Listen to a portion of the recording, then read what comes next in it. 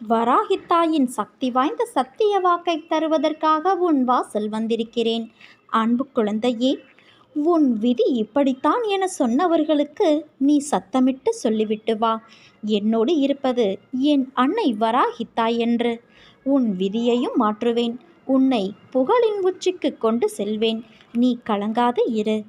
அறியாமையின் காரணமாக நமக்கு எது நன்மையை தரும் என்று கூட நமக்கு தெரியாது. அதனால் எது நமக்கு துன்பத்தை தருமோ அதை நல்லது என்று நினைத்து அதை அளிக்குமாறு இறைவனிடம் பிரார்த்தனை செய்கின்றோம். ஆனால் அவரோ நமக்கு எது நல்லதோ அதை தர சங்கல்பித்து அதையே பேசி அதையே தந்தருள்கிறார். வாழ்க்கையில் முன்னேற வேண்டும் என்ற எண்ணமும் சாதிக்க வேண்டும் என்ற வேகத்தோடு உன்னுடைய வாழ்க்கையை நீ நகர்த்தி கொண்டு வருகிறாய். எல்லாம் செய்ய வேண்டும் என்ற உன் எண்ணங்களை அமர்த்தி அதே இடத்தில் உட்கார வைக்கின்றது உன் நேரம்.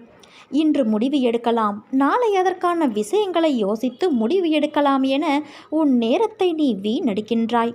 அதை மாற்று. இப்போதைய நிலைக்கு என்ன விஷயங்கள் செய்யலாம் என்று யோசி. பிறகு எதிர்காலத்திற்கான யோசனைகளில் கவனம் செலுத்து. உன் 3 காலங்களிலும் உன் கூடவே தான் உன் அன்னை நான் இருப்பேன் என்ற வாக்குறுதியை உனக்கு நான் கொடுத்துள்ளேன். என் வாக்குறுதி என் உயிருக்கும் மேல் விலை மதிப்பில்லாதது. பிறகு ஏன் உனக்கான ஒன்றையும் உன் அன்னை செய்ய மாட்டேன் என்று நினைத்து கொண்டாயா? நீ உனக்கு இது தேவை என்று குரல் கொடுப்பதற்கு முன்பாகவே உனக்கான அனைத்தையும் நான் அறிவேன். அப்படி இருக்கையில் உன் எதிர்காலத்திற்காக உன் அன்னை எப்படி யோசிக்காமல் இருப்பேன்? உனக்கு எந்த நேரத்தில் என்ன தேவை என்பதையும் அவை உனக்கு நல்லதா என்று யோசித்த பிறகு அது உன்னை தேடி வரும். உனக்கான வாழ்வை நான் உருவாக்கினேன். அதில் உன் தேவைகளை பூர்த்தி செய்வதே என் சந்தோஷம். உன் வாழ்க்கைக்கு என்றும் நல்ல இனிமையான சங்கீதத்தை கொடுப்பேன். உன் கூடவே இருப்பேன்.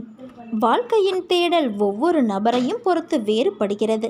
சில தேடல் பணத்திற்காக, ஆடம்பர வாழ்க்கைக்காக, பொன், நிலம், வீடு, ஆஸ்திக்காக என நிலையில்லாத பொருட்களின் மீது மோகம் என இந்த பிரபஞ்சத்தில் நிரம்பி உள்ளது.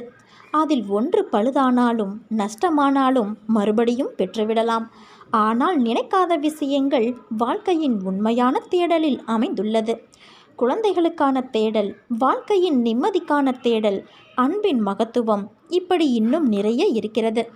இவற்றுள் எல்லாம் முக்கியமானது நேரம். இந்த நேரத்தின் பங்களிப்பு மிக முக்கியமல்லவா? இவற்றுள் அதற்கேற்ப காலத்தில் அவரவர் வாழ்க்கையில் முன்னேறும்போது புதிய தேடல்கள் உருவாகும். அவைகளை நிலையுள்ள விஷயங்களுக்கான தேடலாய் அமைத்துக்கொள். பகட்டு செல்வாக்கு என்னும் சிலந்தி வலையில் சிக்கிவிட்டால் அதில் உயரத்தான் பார்ப்போம். ஆனால் அது உன் வாழ்க்கையின் அர்த்தம், மனித நேயம் எல்லாம் பயனற்று போய்விடும். தேடலில் பெரிய தேடல், முக்கியமான தேடல்தான் ஆன்மாவின் மகத்துவம். அதுதான் இறைவனின் திருவடி.